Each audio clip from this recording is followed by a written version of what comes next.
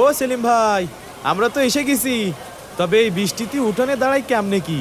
না না, বাইরের যে অবস্থা, তোমরা ছাতা বাইরে রাইখে সবাই ভেতরে চলে আসো। আচ্ছা। আরে মেম্বার মিয়া, কি খবর? ওইসব খোঁজ খবর পরে নিও, আপনারা সবাই মন দিয়া শুনেন। আমরা তো নিজেরা সবাইরেই চিনি।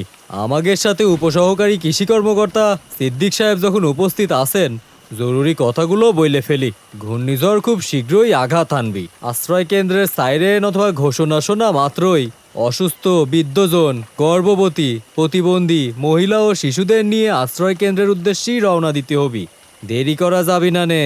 বাড়ির টিউবওয়েলের মাথা খুললে পাইপের মুখটারে ভালো করে পলিথিন দিয়ে বাইন্ধে রাখবেন। জলস্থা সলি পরে সেই পানি যেন পাইপ দিয়ে ভিতরে ঢুকতে না পারে।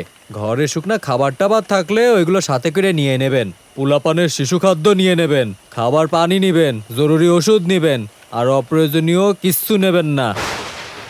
চেয়ারম্যান সাহেব, আমি কি কিছু বলবো? জি অবশ্যই, আপনার তো বলতেই হবি। সবাই শুনেন, নিয়ম হচ্ছে এই সময় বাড়ির গবাদি পশু পাখি থাকলে তাদের জন্য মাটির কিল্লা বানানো, কিন্তু সময় হাতি না থাকলে তাদেরকে উঁচু কোনো জায়গায় নিয়ে যেতে হবে।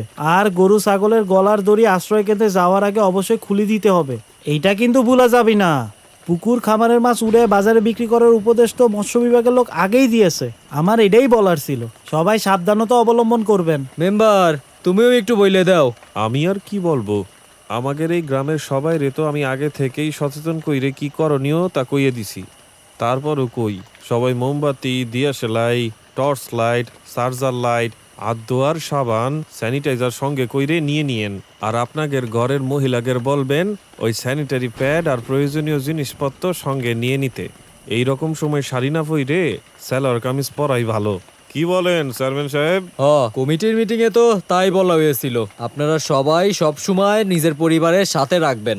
তাহলে সময় নষ্ট না করে আমরা যাই, মেলা কাম আছে, ঘর ছাড়ার জন্য রেডি হতে হবে। আর এইরকম সময় কেউ কারো গুজবে কান দেবেন না, বুঝতে পাইরেছেন সবাই?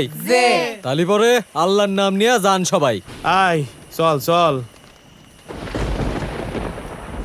মনে রাখবেন, নিলে পূর্বাভাস, জেনে পূর্ব প্রস্তুতি, বাঁচবে জীবন ও কমবে সম্পদের ক্ষয়ক্ষতি।